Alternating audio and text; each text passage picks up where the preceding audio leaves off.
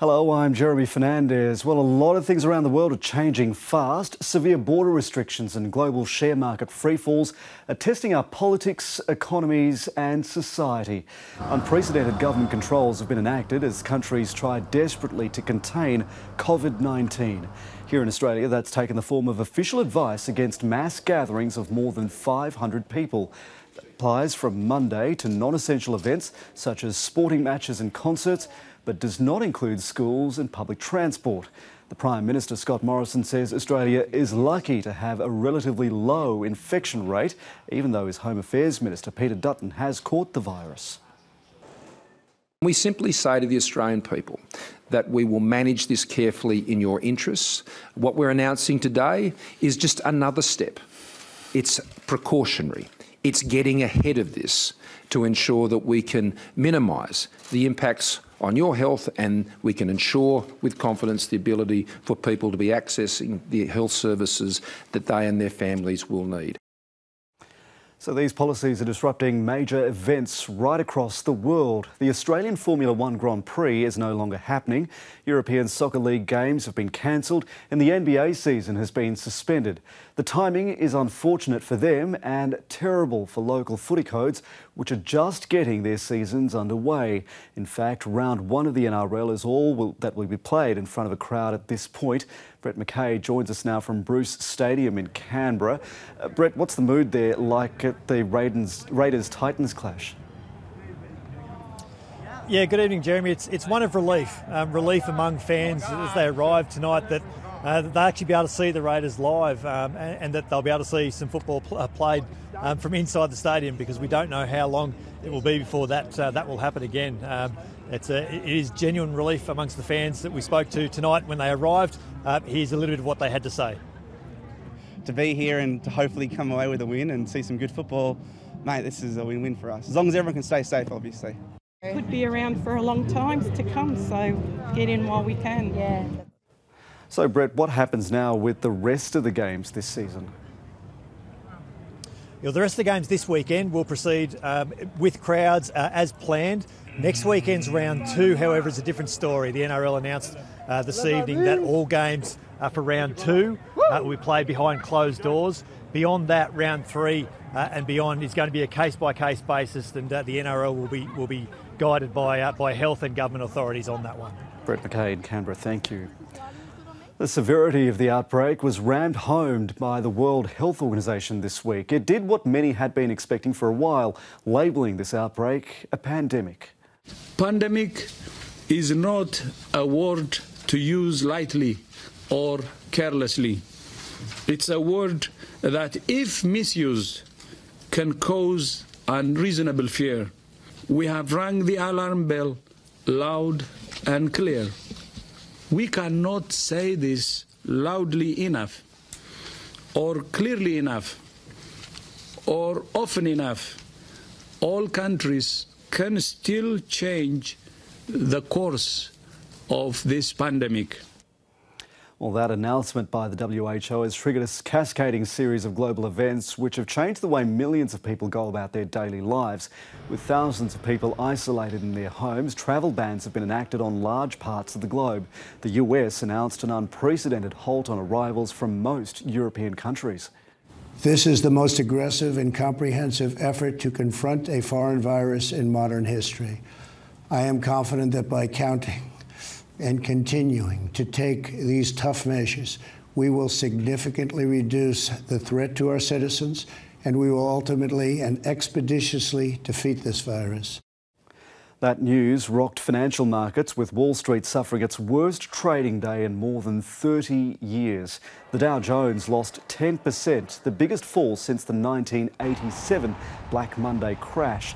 European shares suffered their biggest drop ever, and Australian and Asian shares also took a massive hit, but they have recovered some ground. The Australian government is trying to stave off a coronavirus-fuelled recession through $18 billion in tax concessions, one-off payments and other measures.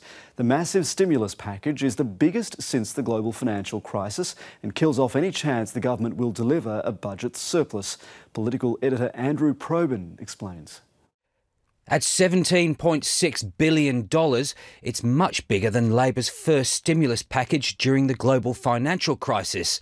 Pensioners, welfare recipients and concession card holders will receive one-off cash payments. Almost 700,000 small and medium-sized businesses will receive up to $25,000. Tax incentives for business to invest. Half of apprentice wages will be picked up by taxpayers, and $1 billion will go to regional areas disproportionately affected by the coronavirus. First a city, then a country, then the world. With reports of deaths on most continents and no vaccine in sight, the questions remain. How far will the virus spread? How many lives will it take?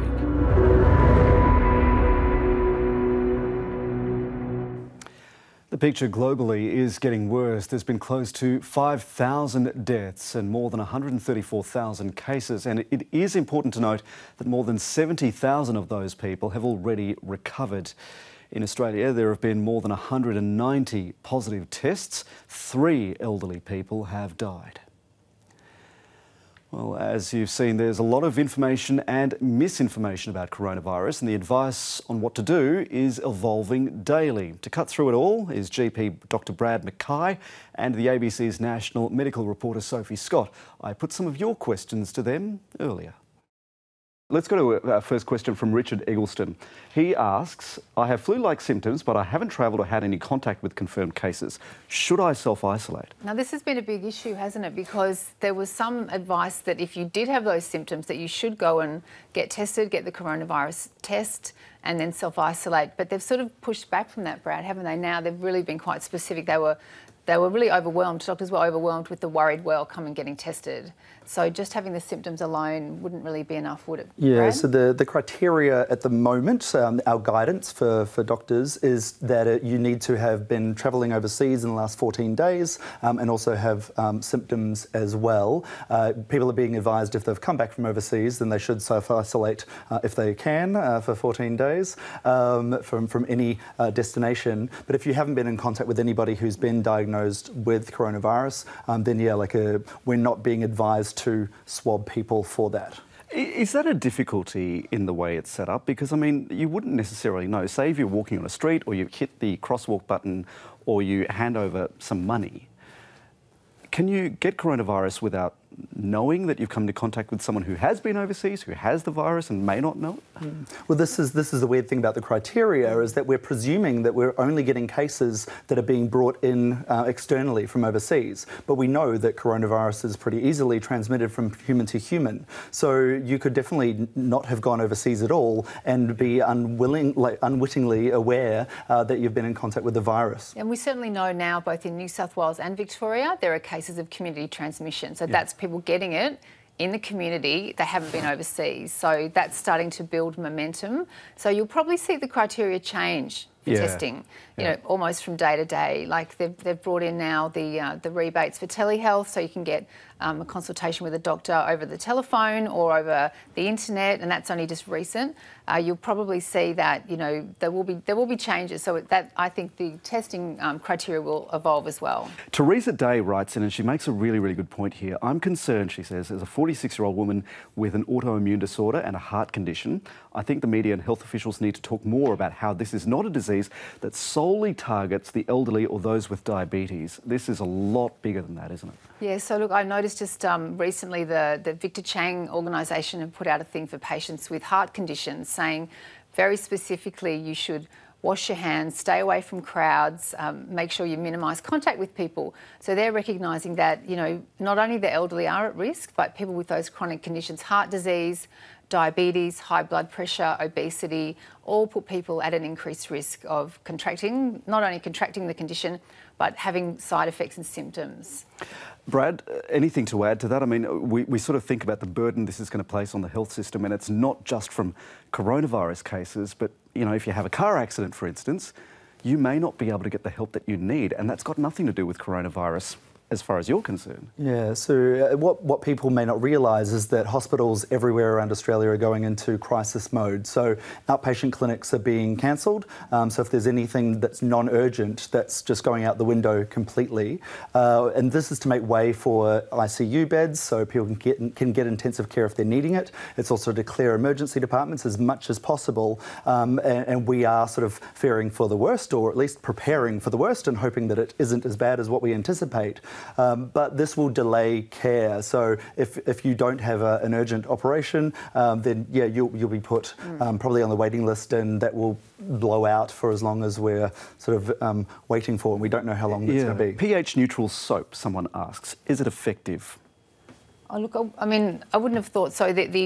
The advice is basically just to wash your hands, to keep your hands as clean as possible with soap, ideally bar soap. I've heard that bar soap is actually better than liquid soap, and hand sanitizer is good as well, but I haven't heard anything more that pH soap can make more Brad, difference. any thoughts on that? Yeah, so any soap that you use is basically going to dislodge the virus and other bacteria that can be on your hands. So it's about washing away the fats and the oils on your hands. It's a physical change that's going to be washing away the virus and putting it down the sink. So if you're using alcohol-based hand gels, then that's going to be helpful as well. But yeah, the best thing is still going to be soap and water. If you're ordering takeaway, is it better to only get hot dishes and stay away from things like salads? Does temperature play a role here in the survivability of the virus? I wouldn't have thought so. I mean, it's interesting. I noticed that some of the companies that deliver food have put out a thing saying if you don't want to come into contact with your, say, Uber Eats driver, just let us know and we'll tell you when we're at the front door and we'll drop it off.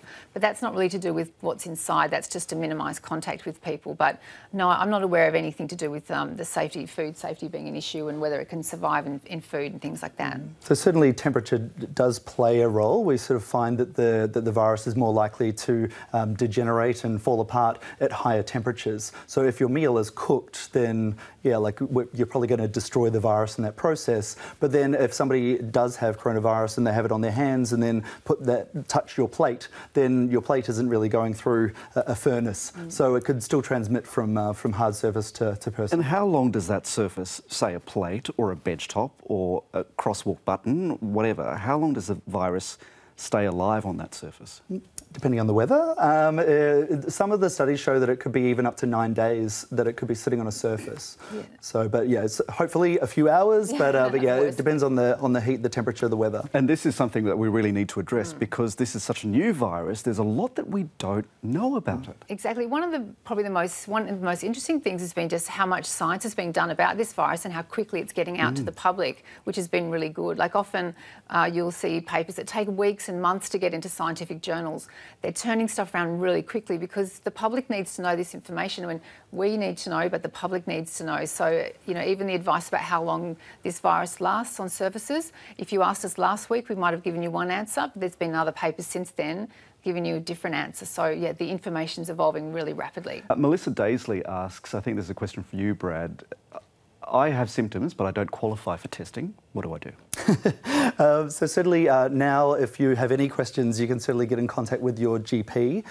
We have some Medicare codes that are available now, so you can have a phone call with your general practitioner and they'll be able to be paid to see you, which is a lot better for us rather than us working for free, so that's good. So that's sort of like the simplest thing to do.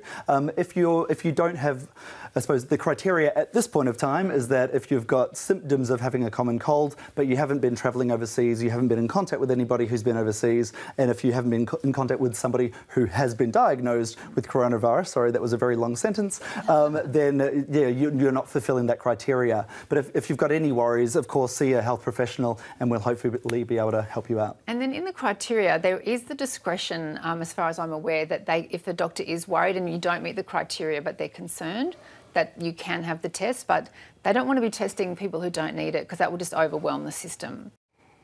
Now, if you want to hear more answers from Dr. Brad Mackay and Sophie Scott, you can check out our full 40-minute chat on the ABC News YouTube channel, and you can, of course, stay up to date with the latest information on the special coverage page on the ABC News website. That's at abc.net.au/coronavirus. Thanks for joining us.